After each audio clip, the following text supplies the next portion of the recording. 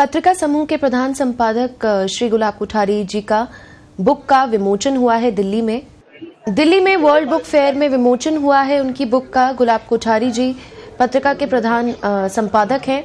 The soul of evolution communication है पुस्तक का नाम।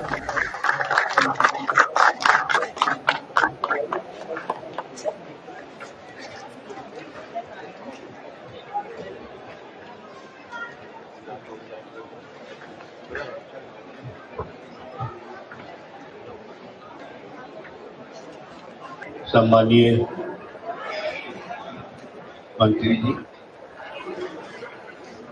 सम्मानीय अध्यक्ष जी मिलन साहब, निर्देशक भाई, सभी सम्मानित विद्वजन, सबका आशीर्वाद था। जी मेरे को कम्युनिकेशन के अलावा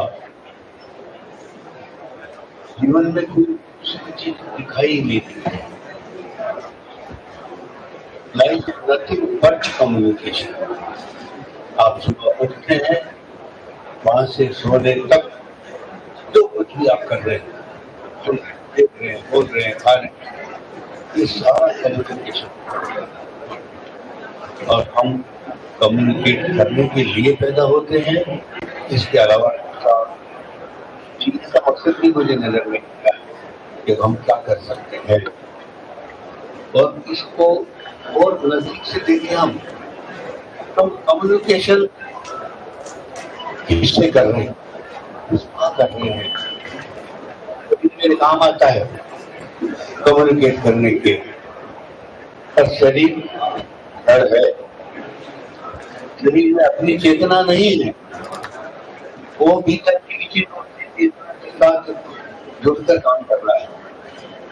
तब पहला सवाल है कि क्या शरीर कम्युनिकेट कर सकता है? नहीं कर सकता।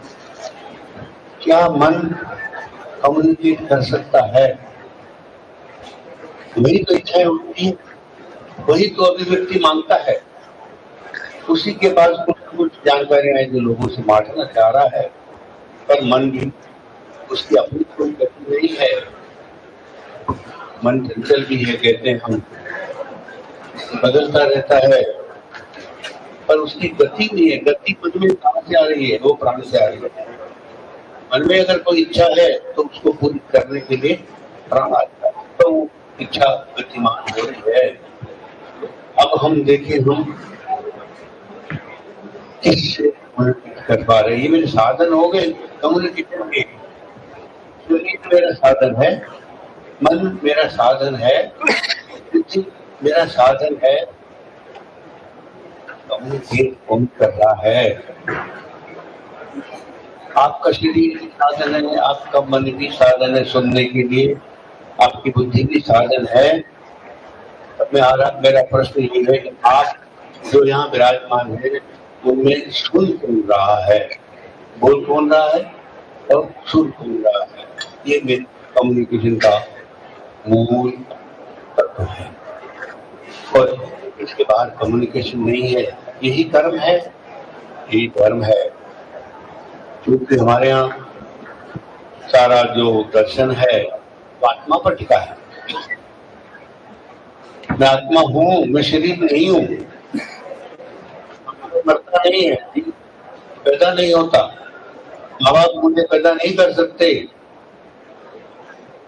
शरीर को पैदा करते हैं जिसमें मैं आकर रह रहा हूँ, रह रही हूँ, जो भी हम बोलते हैं।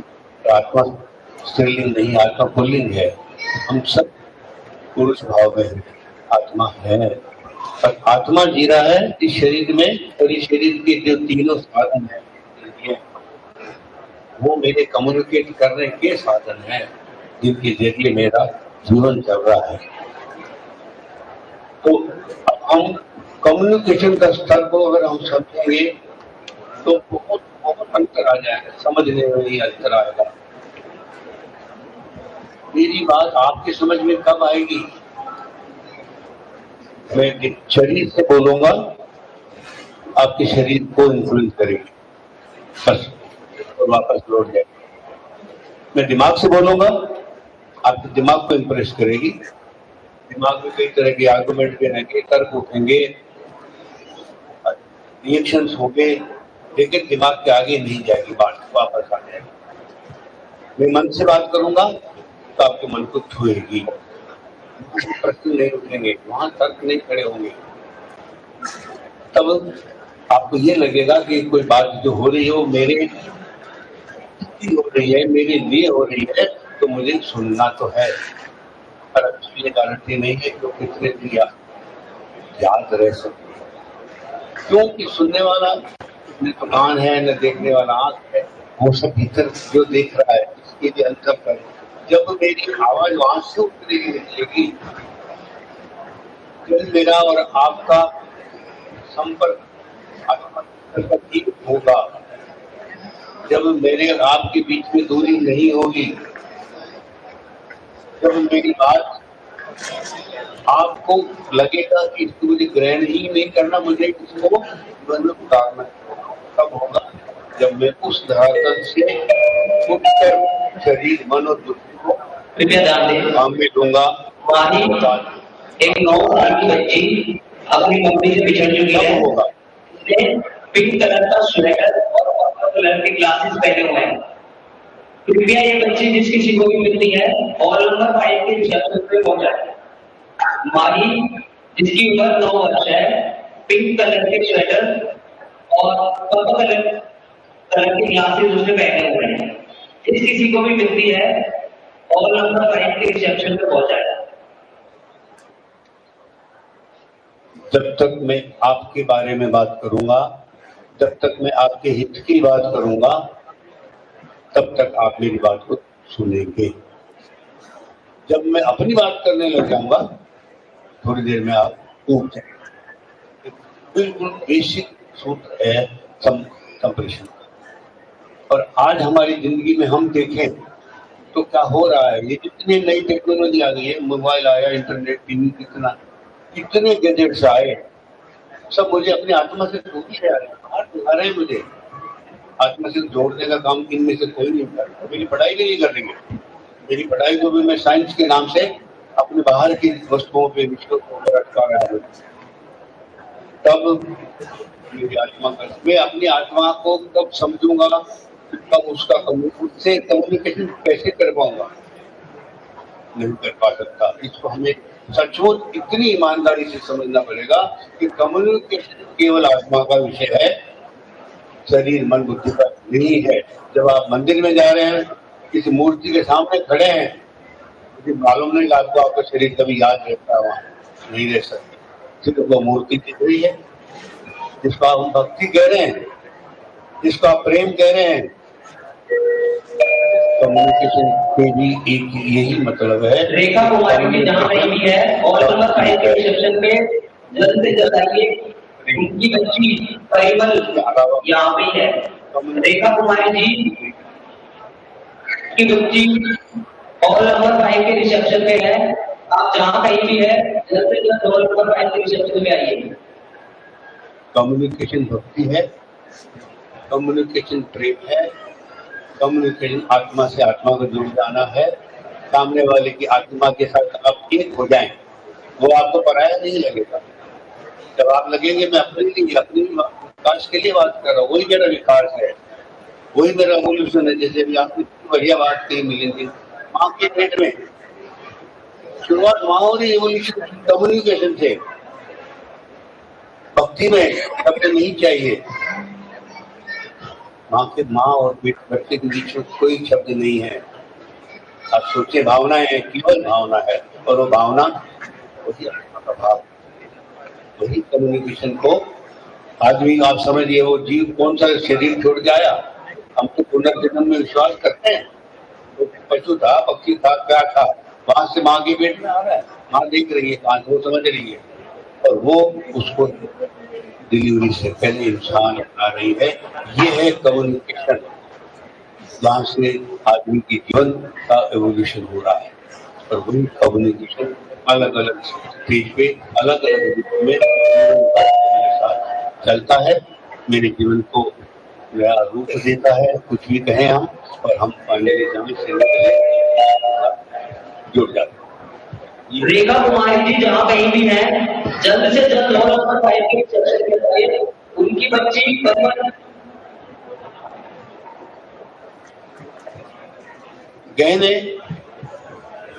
ठीक है, अलंकरण तो है ही, पर अलंकरण जीवन में इतना मूल्यवान विषय नहीं है। ये प्रकृति से पैदा है, ये हमको अभी तक समझ में कम आता है, न कोई पढ़ा पा रहा है। हमको प्रकृति पैदा करती है, माँ बाप पैदा नहीं करते। मैंने अभी निवेदन किया था कि हम आत्मा हैं। जब मुझे प्रकृति पैदा कर रही है तो मेरे साथ प्रकृति के सारे तत्व जुड़े हुए हैं। पंच महाभूत तो बोलते ही कि हम आकाश वायु अग्नि और पृथ्वी जो हमारे साथ जुड़े हैं, हम उससे बने हैं।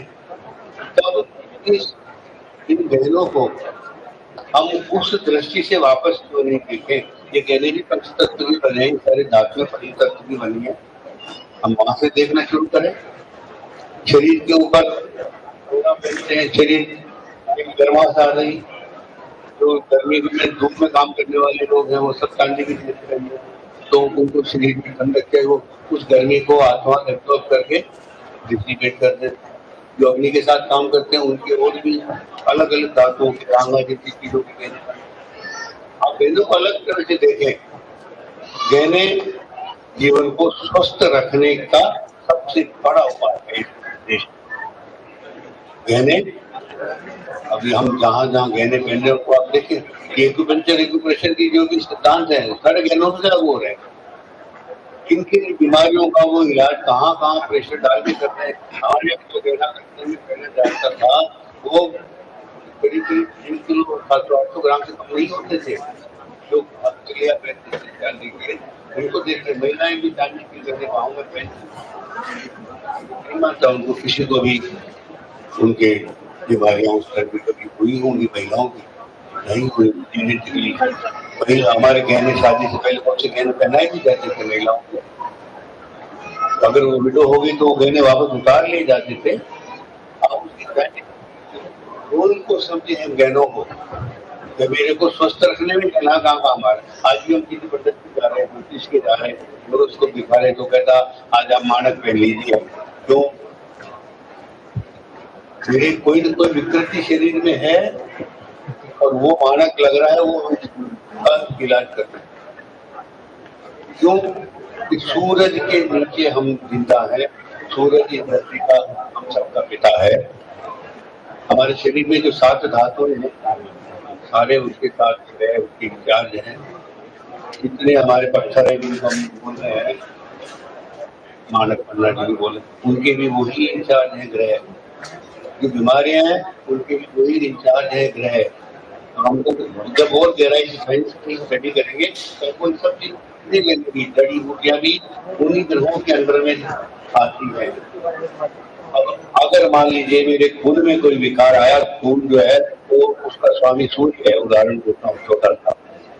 अब सूर्य के अंदर मेरे साथ मान लो अनबन हो गई, विकार आ गया, तो मेरे खून में बीमारी आएगी। तो मतलब सूर्य का प्रभाव हो रहा नकारात्मक मेरे शरीर में। और उसको दूर करने के लिए मुझे वो चीजें चाहिए जिसका स्वामी है। तो मुझे पता लगेगा कि मानक एक पत्थर है जिसका स्वामी सूर्य है, मैं मानक की दवाइयां बनाऊंगा, मानक को पहनने का काम करूंगा। ये पत्थर सब दवाइयों का काम है। सोना सूर्य के साथ आ रहा है तो सोने को पहनूंगा, सोने की भस्म काम लूं, रूप में काम लूं कि सोने से भाव मेरे नकारात्मक पड़े, उनका इलाज हो जाए। तो मैं हर पत्थर को उस तरह से देखूं कि मेरे लिए वो एक वैज्ञानिक रूप में वैद्य कहना। घर में बहुत सारे गहने, अभी बच्चों को हमारे जुकाम होता है तो कोई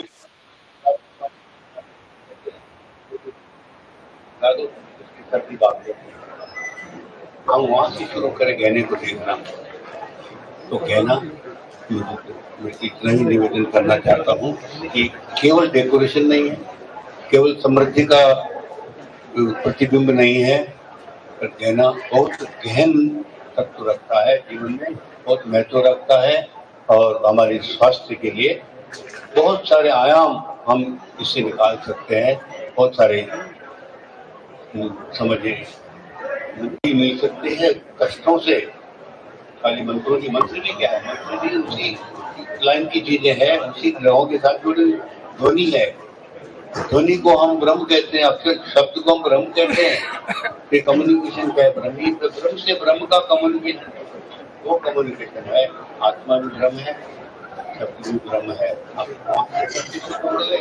और जहाँ ब्रह्म जुड़ेगा वही कम्युनिकेशन, तभी हम कहते हैं ब्रह्म हमारा। तो मैं उम्मीद करता हूँ कि ये जो छोटा मोटा मैं लिख पाया आपके जीवन में कहीं न कहीं थोड़ा खुशी जोड़ेगा, कुछ हितकारी साबित हो। उसी के साथ सबको पुनः नमन करता हूँ, आशीर्वाद चाहता हूँ।